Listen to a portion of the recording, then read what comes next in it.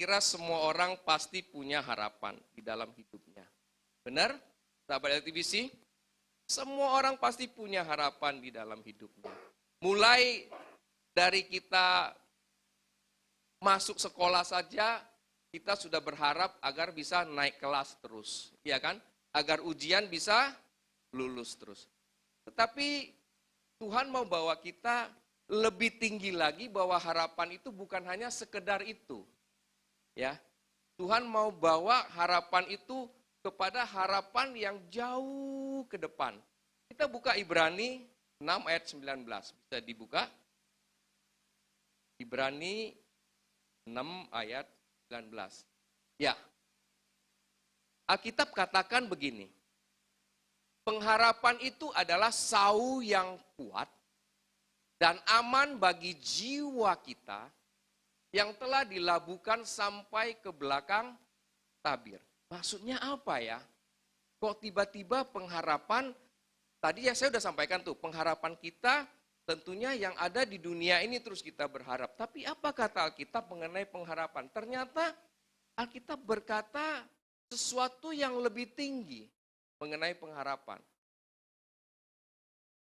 Dan dikatakan di sini, dia sudah dilabuhkan sampai ke belakang tabir. Kalau sahabat LTVC bisa mengerti, sau itu apa sih? Jangkar. Jadi jangkar itu sudah ada di belakang tabir. Apa sih maksudnya? Tuhan mau bawa kita kepada satu dimensi, kepada dimensi yang lebih tinggi. Di belakang tabir itulah tempat Tuhan ada. Nah, jangkar itu sudah ada di sana. Terus kita gimana mau ke sana? Saya kasih analogi kapal. Kalau kapal berhenti di pelabuhan, yang diturunin apa? Jangkar. Kalau lagi berlayar, bisa nggak jangkarnya diturunin? Nggak bisa. Harus berhenti. Tapi ini berbeda kalau kita baca Alkitab ini. Ternyata jangkar itu sudah ada di tempatnya Yesus. Tetapi dikatakan kita mau ke sana. Berarti ada apa? Ada talinya yang kita pegang. Iya kan? Ada talinya yang kita pegang. Nah, kalau kita analogikan lagi kapal kecil, kita lihat di pantai kan talinya kecil dong. Tetapi kalau kapal besar yang tanker, ataupun yang isi minyak yang gede itu, atau yang kapal kargo yang gede, yang super jumbo, itu untuk menurunkan jangkar pakai rantai loh, rantainya gede banget itu, ya. Nah, kita kadang-kadang bisa mendengar ada orang putus iya kan? Putus harapan. Nah, berarti dalam arti kata ini jangkarnya ada di sana, rantainya putus. Harapan itu talinya, rantainya, ya, yang menghubungkan sampai ke sahunya itu, ke jangkarnya, ya. Nah, ayat ini sebenarnya menggambarkan Tuhan itu sayang sama kita. Tuhan sayang sama kita. Karena Tuhan mau bawa kita kemana? Di balik tirai itu apa? Ruang Maha Kudus. Nah, kalau kita baca Alkitab, ruang Maha Kudus itu dimasukin oleh imam setahun sekali di Perjanjian Lama. Pasti ingat, kita pernah undang adiknya Pak Pendeta Erastus Sabdono, Pak Timotius. Dia bilang apa? Ini LTVC kayak ruang Maha Kudus ini. Benar nggak? Masih ingat nggak khotbahnya? Karena kenapa? Paling tidak saya cuma setahun sekali bisa muncul di sini. Kan dia berkata begitu toh. Ini benar-benar LTVC ini ruang Maha Kudus ini katanya. Nah, itu candaannya Pak Timotius. Artinya apa ya? Semua orang percaya itu Tuhan sayang. Semua. Tanpa kecuali. Karena dia udah siapkan jangkarnya di ruang Maha Kudus. Makanya kita kadang-kadang gini, aku nggak bisa lah kalau mau ke ruang Maha Kudus, Tuhan kan kudus. Enggak lah, Tuhan udah siapin jangkarnya di sana. Talinya kita yang pegang. Kita tinggal ikutin aja kan, narik kan masuk ke sono. Yang jadi persoalan adalah kita bukan tidak mau narik, malah kadang-kadang kita gunting talinya ataupun rantainya, kita yang putuskan sendiri, kita nggak mau ke sana. Benar nggak? Nah, ini luar biasa ya ayat ini ya. Nah, saya berharap kita bisa menangkap sesuatu dari ayat ini. Karena untuk masuk ke ruang Maha Kudus, berarti perjalanan kita ada yang mulus, ada yang berbatu-batu, ada yang naik gelombang, ya kan? Ada yang harus menyelam dulu, ya kan? Ya, perjalanan ini harus kita lalui semuanya. Kadang-kadang kita maunya kan yang mulus. Tuhan udah di sana nungguin kita. Kita masuknya mulus-mulus aja ya. Tapi tidak demikian fakta hidup ini. Sahabat LTVC. Faktanya enggak demikian. Masalah persoalan selalu ada dalam hidup kita. Tuhan tunggu kita di ruang Maha Kudus. Apakah kita bisa maju terus? Hanya ayat ini katakan pengharapan itu penting sekali. Ya, pengharapan ini penting sekali. Setiap orang pasti perlu pengharapan yang berasal daripada Tuhan. Karena pengharapan adalah sebuah kekuatan yang apa? Yang menggerakkan iman. Pengharapan itu yang menggerakkan iman dan apa? Kasih. Pada saat kita menghadapi persoalan yang pelik, yang berat sekalipun, yang bisa membuat kita lega, lepas itu adalah pengharapan, hope, ya. Jadi dia memiliki kekuatan yang besar. Makanya dikatakan di Ibrani 11 ayat 1, iman adalah dasar daripada segala sesuatu yang kita harapkan. Ternyata iman itu tidak sekedar muncul begitu aja, di belakangnya ada harapan. Nah, supaya iman kita bisa kuat, kita harus mendengar firman Tuhan. Iman timbul dari pendengaran akan firman. Jadi itu ada kaitannya. Pengharapan ini penting buat kita. Dia menggerakkan iman dan kasih. Sahabat LTVC dimanapun Anda berada, saat ini orang gampang putus harapan. Benar nggak? Orang gampang putus harapan.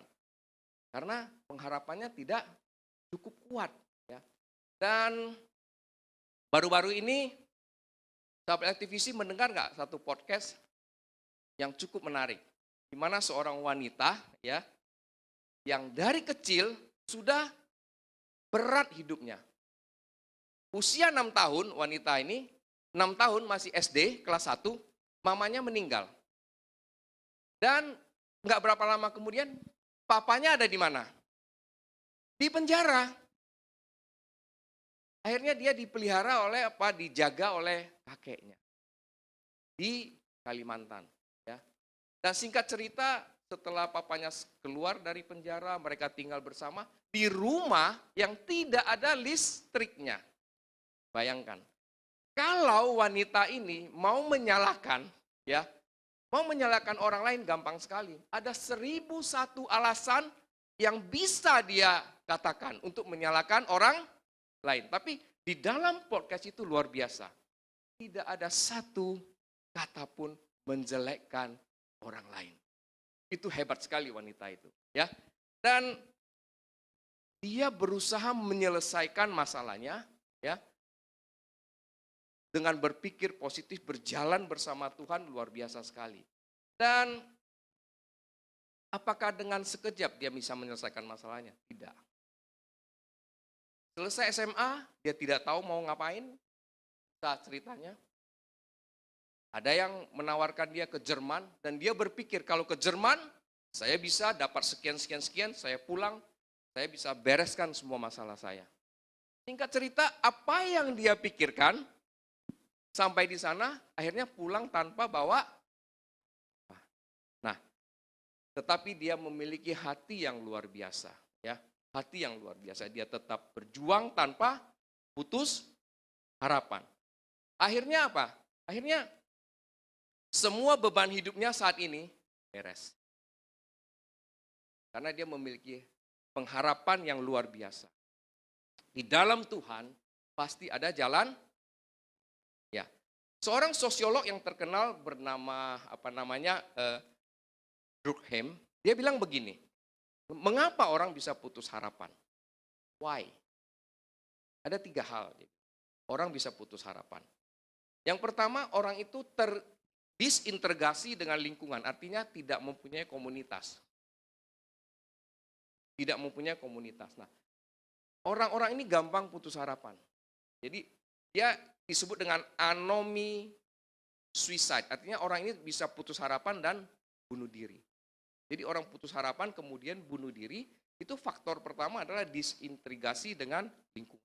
Nah, yang kedua dia bilang begini, orang yang berpikir hanya untuk kepentingan diri sendiri itu lebih berharga dari yang lain. Jadi kepentingan diri sendiri lebih berharga dari yang lain. Nah, itu dikatakan egoistic suicide. Artinya orang itu mementingkan diri sendiri sampai dia bisa bunuh diri. Nah, yang ketiga itu seperti di Jepang katanya.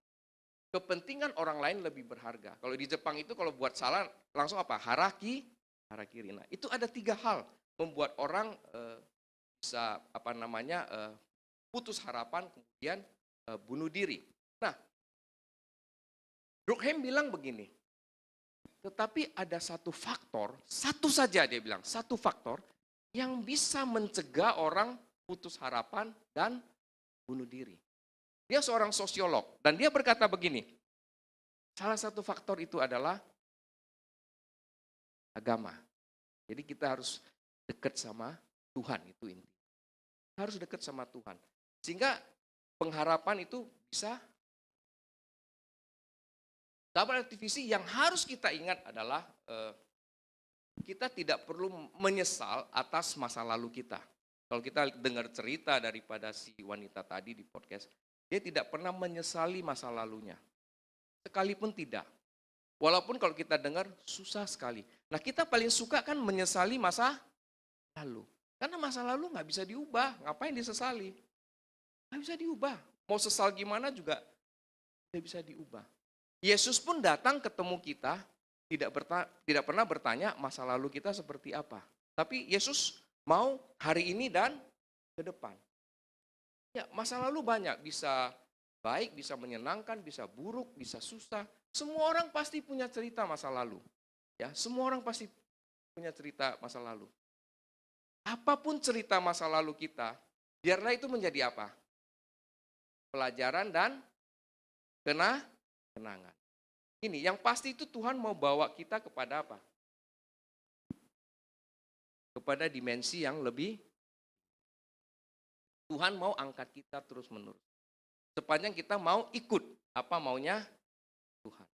Gini, Alkitab itu menulis banyak mengenai orang yang tanda kutip putus harapan, tanda kutip.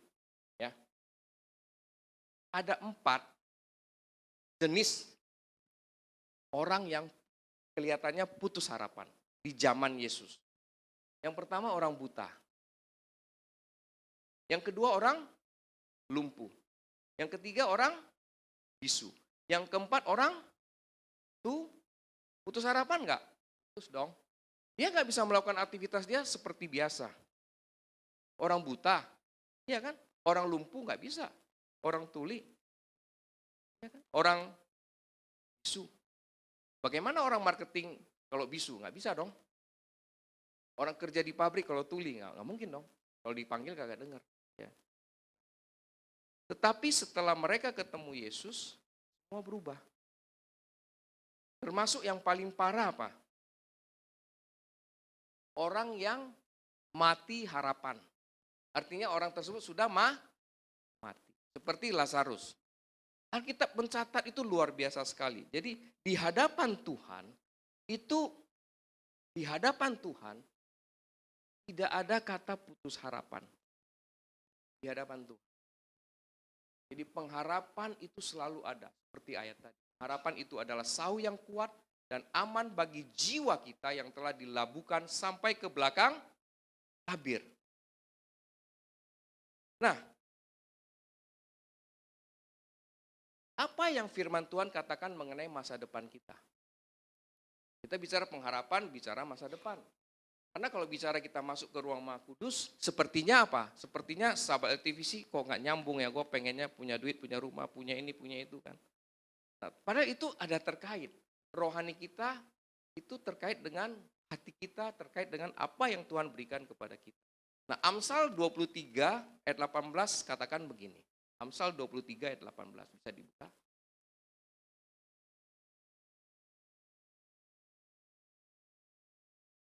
Karena masa depan sungguh ada dan harapanmu tidak akan, itu kata firman. Apapun keadaanmu, peganglah ayat ini. Karena masa depan sungguh ada dan harapanmu tidak akan hilang. Nah, harapan yang tidak hilang inilah yang membawa kita ke balik tirai untuk ketemu dengan Tuhan Yesus. Alkitab banyak mencatat orang yang pernah kehilangan masa depan dipulihkan Tuhan. Banyak sekali dicatat di Alkitab.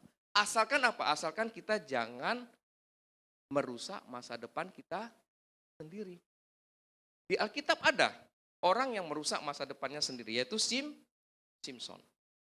Ya, itu ingat benar itu. Ada yang bisa merusak masa depannya sendiri. Nah, itu pembukaannya. Nah, sekarang bagaimana kita bisa memiliki pengharapan supaya kita bisa masuk ke belakang tabir itu. Paling tidak ada 4 hal yang kita pelajari hari ini. Yang pertama, kuat dan memiliki hubungan dengan Tuhan. Itu yang pertama. Bagaimana kita bisa memiliki pengharapan supaya bisa masuk ke balik tirai. Kita buka Roma 5 ayat 3.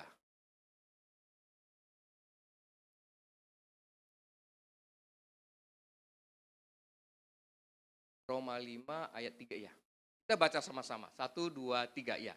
Dan bukan hanya itu saja, kita malah bermegah juga dalam kesengsaraan kita. Karena kita tahu bahwa kesengsaraan itu menimbulkan ayat 4. Ayat 4.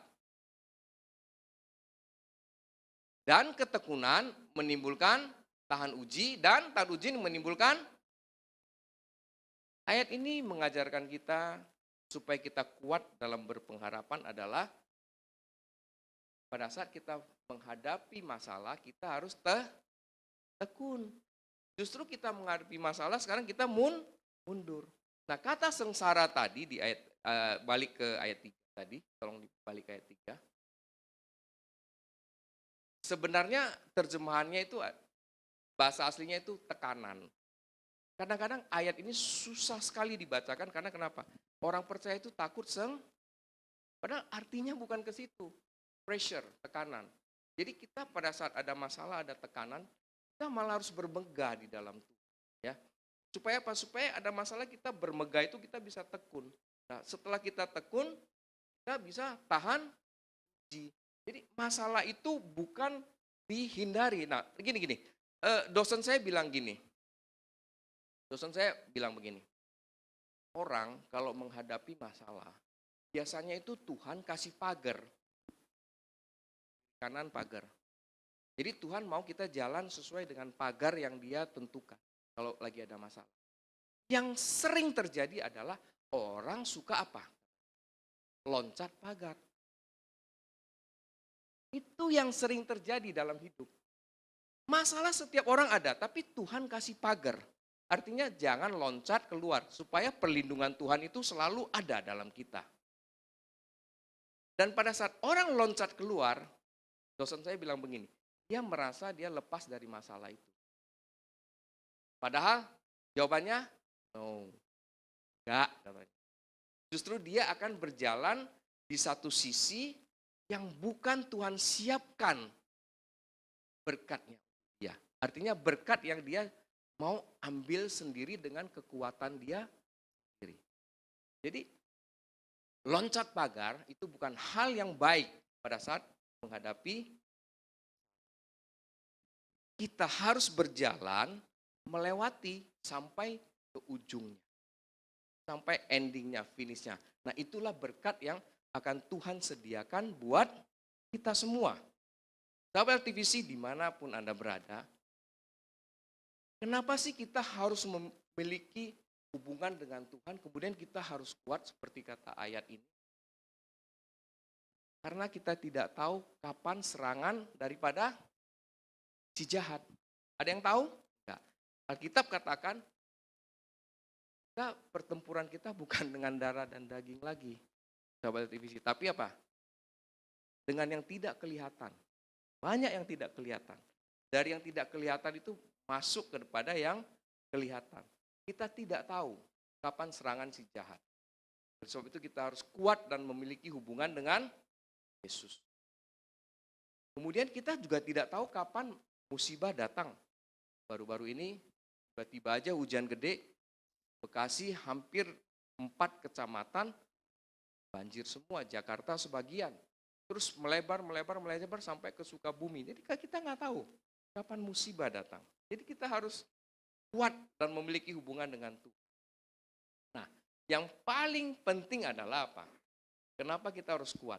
Antara harapan dan realisasi itu ada gap yang jauh. Banyak orang pengennya apa? Harapan dengan realisasi itu gapnya deket. Supaya apa?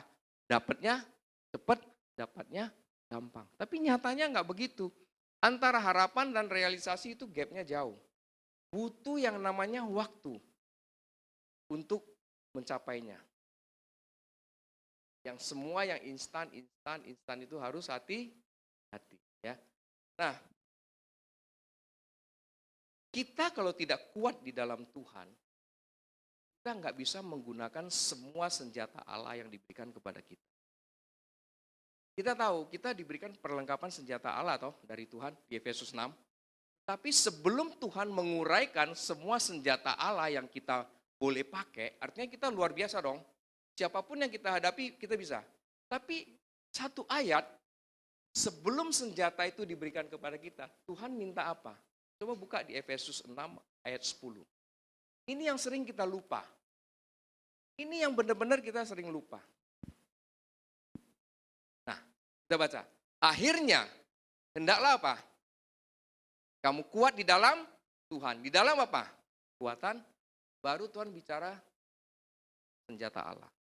Jadi kita sendiri harus siap. Mau jadi prajurit Kristus, kita sendiri harus ready dulu. Baru terima senjata Allahnya. Oke, sahabat TVC dimanapun Anda berada. Itu tadi yang pertama. Kalau kita mau pengharapan kita bisa masuk sampai ke belakang tabir. Kita harus kuat dan memiliki hubungan dengan Tuhan. Yang kedua, kita harus berada dalam sumber pengharapan. Kita buka Kolose 1 ayat 27. Kolose 1 ayat 27. Kita baca sama-sama. Kepada mereka, Allah mau memberitahukan betapa kaya dan mulianya rahasia itu di antara bangsa-bangsa lain. Yaitu Kristus ada di tengah-tengah kamu. Kristus adalah pengharapan akan kemuliaan. Luar biasa ayat ini. Allah mau memberitahukan betapa kaya dan mulianya rahasia itu di antara bangsa-bangsa lain. Yaitu apa? Kristus ada di tengah-tengah kamu. Kristus adalah pengharapan dan kemuliaan Tuhan. Tetap berada di sumber pengharapan itu. Hadapi masalah, tetap ada di sumber pengharapan. Tetap pegang Yesus. Jangan kemana-mana. Ya. Ini penting sekali. Orang yang putus harapan, ya, ataupun kecewa sama Tuhan, itu bisa dipulihkan oleh Tuhan. Saya kasih kisah seorang misionaris yang pelayanan ke Afrika, suami istri. Singkat cerita, istrinya hamil di Afrika, kemudian melahirkan seorang bayi perempuan, tetapi istrinya meninggal. Kecewa nggak hamba Tuhan ini? Kecewa. Dia tanya sama Tuhan, saya melayani Tuhan, kenapa istri saya mati? Singkat cerita, dia waktu di pedalaman Afrika, dia hanya menginjili satu orang saja, anak kecil. Dan Tuhan punya cara yang luar biasa. Dia menyerah, hamba Tuhan ini menyerah, pulang ke negaranya, istrinya meninggal, dikuburkan di Afrika. Anak perempuannya yang lahir masih bayi dititipkan di temannya pendeta untuk dibesarkan. Singkat cerita anak itu besar, menikah, dan Tuhan jaga anak itu Tuhan jaga, papanya pulang ke negaranya, nikah lagi dengan perempuan lain, punya anak. Tapi papanya kecewa sama Tuhan. Jadi pemabuk dan meninggalkan Tuhan jauh. Anak ini tetap dalam Tuhan karena dipelihara di keluarga hamba Tuhan. Ya. Dan singkat cerita, anak ini udah nikah. Suatu saat dia rindu, dia mau pulang ke kampung halaman papanya karena dia gak pernah ketemu papanya. Dia sampai di Inggris, dia jalan, ada satu gereja lagi KKR. Pendeta itu bersaksi, saya bisa menjadi hamba Tuhan adalah seorang misionaris yang ada di Afrika. Kemudian saya melihat suami istri ini kemudian melahirkan satu anak perempuan. Setelah itu si ibu pendeta ini meninggal, saya sudah tidak pernah ketemu lagi. Tuhan pertemukan loh, anak perempuan ini yang waktu kecil bayi dia lihat dengan pendeta itu, yang waktu kecil diinjili sama papa mamanya. Dan singkat cerita, hamba Tuhan ini mendirikan banyak gereja, jemaatnya jutaan, mendirikan rumah sakit, mendirikan sekolah, luar biasa. Ketemu. Akhirnya mereka berkenalan, pulanglah anak perempuan ini lihat papanya. Papanya marah-marah waktu ketemu. Dia bilang, waktu dia bicara, "Pak, kembali ke Tuhan." Papanya marah. Kenapa harus kembali ke Tuhan? Sudah hancur hidup saya. Tetapi anaknya bicara, "Papa nggak tahu apa yang Tuhan kerjakan hidupmu." Anak kecil yang papa injili, sudah hebat sekarang. Singkat cerita apa? Bertobatlah papanya sebelum meninggal. Jadi Tuhan itu sayang sama kita. Ya. Kita kecewa sama Tuhan, kita jauh dari Tuhan, Tuhan tidak pernah jauh dari kita. Tuhan tidak pernah jauh dari kita. Ya. Di dalam sumber pengharapan, ada buah roh, kesabaran yang memberikan kekuatan untuk menantikan janji. Jadi jangan jauh dari Tuhan, jangan tinggalkan. Kita harus tetap berada di dalam sumber pengharapan. Karena apa? Karena iblis itu suka memberikan PHP ke kita. Pengharapan yang palsu. Sedangkan Tuhan tidak. Kita berada di dalam sumber pengharapan, Tuhan akan memberikan tuntunan kepada kita pada saat kita mengalami banyak tantangan. Kenapa orang bisa mengakhiri hidup? Karena tidak berada di dalam sumber harapan. Sahabat LTVC dimanapun Anda berada, baru-baru ini kita mendengar berita yang mengejutkan. Hari Rabu kemarin, seorang aktris legendaris bunuh diri. Ada yang dengar? Belum ya? Namanya Pamela Butch, 62 tahun. Pamela Butch ini sudah berada di dunia perfilman 5 dekade. Kalau bicara 5 dekade berapa tahun? 50 tahun. Ya. Dia adalah pemeran serial legendaris. Baywatch, Cheers, Baywatch Night, Castle Rock, The Fall Guy, dan Knight Rider. Cukup terkenal. Bicara duit, banyak. Gak kekurangan, orang filmnya banyak kok dia bintangin. Seorang wanita. Tragisnya, cara bunuh dirinya. Dia mengambil senjata, menembakkan senjatanya di kepalanya. Sungguh tragis. Karena kenapa? Tidak berada di dalam sumber pengharapan. Jauh daripada Tuhan. Jauh daripada Tuhan.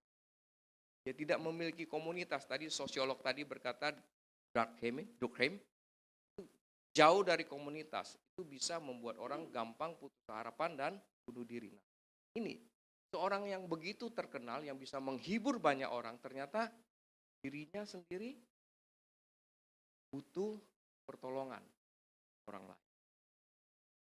Dan dia mengakhiri hidupnya. Dan mengejutkan, bunuh diri dengan menembakkan senjata di kepalanya. Yang pertama tadi kita harus kuat dan memiliki hubungan di dalam Tuhan supaya kita terus bisa berpengharapan. Yang kedua, kita berada di dalam sumber pengharapan itu. Nah, yang ketiga, kita harus berpegang pada pengharapan itu. Walaupun kita ada di sumber pengharapan, kita harus pegang pengharapan itu. Kita harus pegang. Yang kita pegang, Yesus. Pengharapan itu adalah Yesus sendiri. Hope itu adalah Yesus sendiri. Ya. Pengharapan itu yang akan mengubah hati kita. Mengubah pikiran kita. Dan mengubah hidup kita. Hope itu yang mengubah. Yang mengubah pikiran, mengubah hati, mengubah hidup kita. Ada lagu yang sangat enak kita didengar ya. Sebab aku percaya bukan karena melihat, namun karena firman-Mu yang selalu digenapi di hidupku. Banyak orang bertanya, kapan ya firman Tuhan digenapi di dalam hidupku? Kan itu pertanyaan sekarang. Ada yang sudah merasakan, ada yang belum. Jadi saya katakan, jangan tanya kapan, karena ada gap waktu antara pengharapan dan realisasi. Untuk bisa dia jadi cepat atau jadi lambat tergantung siapa? Tergantung kita loh pengharapan itu. Kan saunya udah di sana di balik tirai. Kan kita mau narik atau enggak? Atau kita mau tinggalin dulu ikat di tempat lain, kita pergi tempat lain dulu. Tergantung kita. Ya. Jadi ya kita jangan meninggalkan pengharapan itu. Jadi harus pegang. Nah, yang terakhir, saya undang pemusik, singer WL bisa naik ke bar. Ya. Yang keempat, miliki rohani yang kuat. Rasul Paulus berkata begini, di 1 Korintus 2 ayat 14. Manusia duniawi tidak menerima apa yang berasal dari roh. Hati-hati ya. Paulus katakan manusia duniawi tidak menerima apa yang berasal dari roh. Jadi begini, manusia duniawi kita tidak memahami hal-hal rohani. Ya. Kalau kita terima hal-hal rohani dikatakan bodoh. Dan Paulus katakan ada manusia rohani, ada manusia duniawi. Sahabat TVC dimanapun Anda berada, yang paling berat adalah, Pak Pendeta, saya udah sekarat nih, belum ada jalan keluar. Bagaimana manusia roh saya bisa kuat? Selalu pertanyaan ini muncul. Saya cuma bisa katakan firman Tuhan berkata begini, bulu yang patah terkulai tidak akan diputuskannya, dan sumbu yang pudar nyalanya tidak akan dipadamkannya. Sampai ia menjadikan hukum itu menang, dan padanya lah bangsa-bangsa akan berharap. Jadi, sahabat LTVC dimanapun Anda berada, ada satu kesaksian, ini yang terakhir. Betapa bahagianya orang apabila ingin menantikan kelahiran anak ataupun cucu. Benar gak? Sangat bahagia. Nah, ini fakta kejadian sebenarnya, bukan dikarang. Pada saat anak ataupun cucu tersebut dilahirkan di rumah sakit, semua sukacita kan? Tetapi beberapa saat kemudian, bayi yang baru dilahirkan itu tidak bergerak. Singkat cerita, tidak bernafas. Apa yang terjadi? Keluarga tentu sedih semuanya. Baik orang tua maupun sang nenek tadi. Dokter mengatakan anak ini sudah selesai, artinya meninggal. Sang nenek berkata begini, bolehkah kita tunggu 1 jam lagi? 1 jam, anak itu hidup, bayi itu hidup? Enggak. Nenek itu berkata lagi, bolehkah kita tunggu 1 jam lagi? Luar biasa kan? Setelah 1 jam, apakah bayi itu hidup? Belum, tidak. Saya bilang bukan tidak, sebenarnya belum. Dan keluarga berunding, ya sudah, kita kuburkan bayi ini. Tapi apa yang terjadi? Apa yang terjadi? Si nenek ini gendong cucunya sambil bernyanyi lagu ini. Kuasamu terlebih besar. Ayo kita nyanyi sama-sama. Tuhanku terlebih besar. Tak pernah terlambat janji-Mu ya Tuhan menolong hidupku. Kuasamu terlebih besar. Tuhanku terlebih besar. Tak pernah terlambat janji-Mu ya Tuhan pulihkan hidupku. Kuasamu terlebih besar. Tuhanku terlebih besar. Tak pernah terlambat janji-Mu ya Tuhan menolong hidupku. Kuasamu terlebih besar. Tuhanku terlebih besar. Tak pernah terlambat janji-Mu ya Tuhan pulihkan hidupku. Bapak Ibu sahabat NTVC, Bapak Ibu tahu lagu ini belum habis dinyanyikan, belum habis. Apa yang terjadi? Bayinya hidup kembali. Ini terjadi di Indonesia, bukan di luar negeri. Terjadi di Luwuk, Sulawesi Tengah. Dan benar-benar terjadi, ini bukan karangan. Jadi yang mati saja Tuhan bisa hidupkan. Apalagi usahamu, pekerjaanmu, karirmu, uangmu yang hilang, nothing buat Tuhan. Tuhan bisa kembalikan kok. Asal pengharapanmu tadi di belakang tabir. Sawi itu ada di belakang tabir. Kamu pegang itu. Kamu masuk, tarik terus masuk. Tidak ada yang mustahil bagi Tuhan. Ya, karirmu, pekerjaanmu, uangmu, apapun. Keluargamu. Pegang itu. Tuhan tidak pernah tinggalkan kita. Never. Dia never leave us. Apapun keadaanmu, Dia ada. Dia bersama denganmu. Dia merasakan itu. Sekali lagi. Lebih besar.